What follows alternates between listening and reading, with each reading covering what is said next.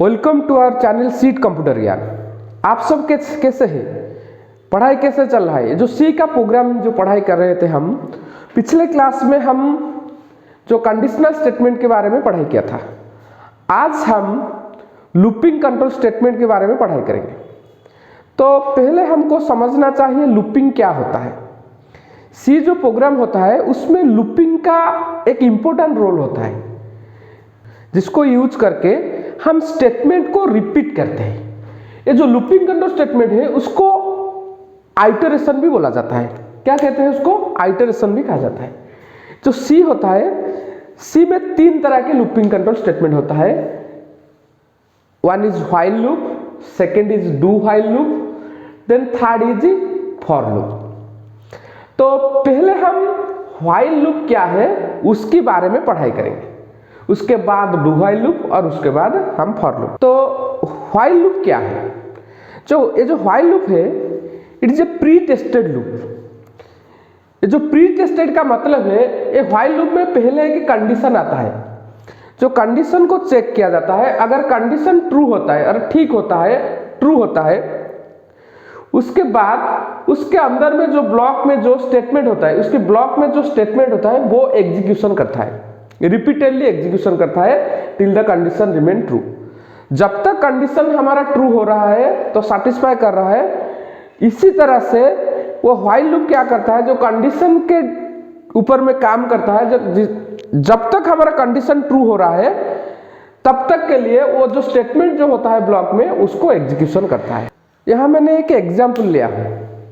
तो एग्जाम्पल में क्या होता है, जो व्हाइल लूप में है जो नंबर है वो हम 10 तक प्रिंट करना चाहते हैं, 1 से 10 तक। तो उसका वैल्यू हम पहले उसका एनो का वैल्यू ले जाते हैं, 1 लेता है तो उसका वैल्यू 1। तो हम चाहते हैं कि ये जो वैल्यू है एनो का वो 10 तक प्रिंट करे।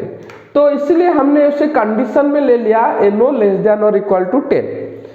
तो एनो का वैल्यू क्या है ना, 1 है। तो इधर में 1 लेस देन और इक्वल टू 10, उसका मतलब ये होता है ना, जो वैल्यू एनो का है 1 है वो 10 से कम है या उसका बराबर है, वो उसका इक्वल होता है। तो इधर हमारा कंडीशन क्या होता है, हमारी कंडीशन इधर सेटिस्फाई हो रहा है। तो इसी तरह से वो जो लूप का अंदर में स्टेटमेंट जो है वो उसको एग्जीक्यूशन करता है। तो मैंने इधर में स्टेटमेंट लिखा है प्रिंट एफ, जो /n वो जो एस्केप सीक्वेंस होता है नेक्स्ट लाइन प्रिंट करने के लिए। उसके बाद फॉर्मेट स्पेसिफायर जो इंटीजर होता है, तो ये जो एनो का वैल्यू है इंटीजर हमने ले लिया, तो उसका जो डाटा टाइप है इंटीजर है, इसलिए उसका फॉर्मेट स्पेसिफायर %d लिया है। उसके बाद एनो को प्रिंट किया। तो पहले एनो का वैल्यू 1 प्रिंट होगा, पहले एनो का वैल्यू 1 प्रिंट होगा। उसके बाद एनो इज इक्वल टू एनो प्लस 1। एनो का मतलब एनो का वैल्यू क्या था, 1 था, उसके बाद और एक ऐड हो गया तो उसको एनो का वैल्यू इधर में 2 हो गया।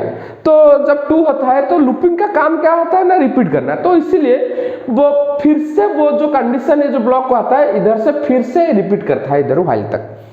इसको व्हाइल आता है तो 2 लेस देन और इक्वल 10, तो उसका फिर कंडीशन सेटिस्फाई होता है तो कंडीशन ट्रू होता है। तो ट्रू होने के बाद उसका नेक्स्ट लाइन को आता है, नेक्स्ट लाइन में उसके बाद एनो का वैल्यू प्रिंट करता है, 2 प्रिंट करता है। इसी तरह से फिर 2 + 1 उसका वैल्यू 3 होता है, वो 3 प्रिंट करता है। 4 5 6 7 8 9 10 तक प्रिंट करता है।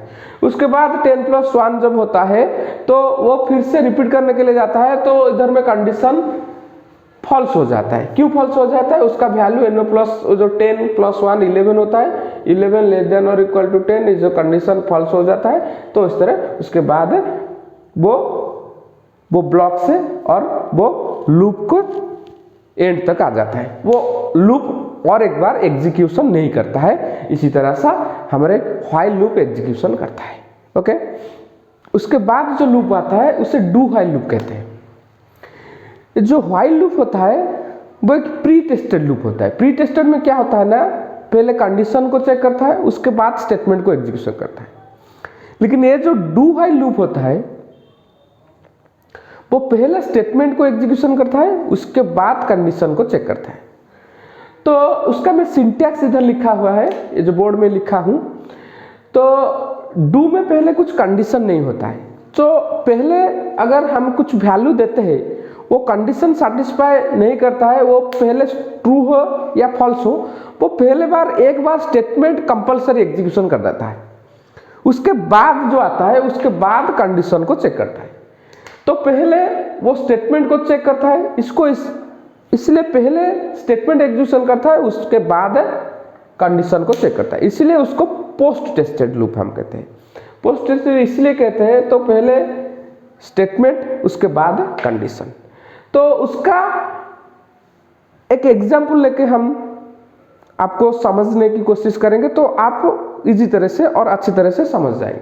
जैसे व्हाइल लूप में हमने उसका वैल्यू जो 1 से 10 प्रिंट किया था, उसी तरह से हम इधर उसका वैल्यू 1 से 10 तक प्रिंट करते हैं। तो डू व्हाइल लूप में कैसे होता है, तो पहले हमने एक वैल्यू ले लिया, एनो का वैल्यू हो गया 1 हो गया, उसके बाद इसको वैल्यू को प्रिंट कर दिया, 1 प्रिंट कर दिया, उसके बाद एनो प्लस 1 2 हो गया। तो इधर 2 होने के बाद इधर कंडीशन चेक होता है, तो 2 लेस देन और इक्वल टू 10, उसका कंडीशन ठीक होता है, वो ट्रू होता है। तो ट्रू होने के बाद फिर वो डू के पास जाता है, उसके बाद फिर से वैल्यू प्रिंट करता है, इसी तरह से 3 4 5 6 7 8 9 10 तक प्रिंट करता है। एक खास चीज मैं आप लोगों को इधर बताना चाहता हूँ कि डू व्हाइल के बारे में। तो अगर हम पहले उसमें वैल्यू 11 दे दिया, तो उसमें वैल्यू एनो का 11 दे दिया, तो इधर हम कंडीशन के मुताबिक इधर में वैल्यू फॉल्स होता है। लेकिन वो जो डू व्हाइल लूप क्या करता है ना, पहले उस वैल्यू को प्रिंट कर देता है। तो फर्स्ट टाइम प्रिंट करता है, तो जो पहले कुछ कंडीशन नहीं है ना, इसीलिए तो पहले उस वैल्यू को प्रिंट कर देता है, इसको 11 प्रिंट कर देता है।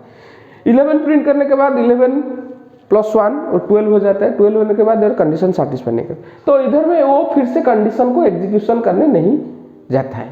तो डू व्हाइल का जो डू व्हाइल लूप है ना, उसका एक डिमेरिट जो होता है ना, पहले क्या करता है, वैल्यू कंडीशन ट्रू हो और फॉल्स हो, ट्रू होते तो प्रिंट करते ठीक है, लेकिन उसका वैल्यू फॉल्स हो गया, तो जब कंडीशन फॉल्स हो गया तो वैल्यू हमने पहली बार वो एग्जीक्यूशन कर देता है।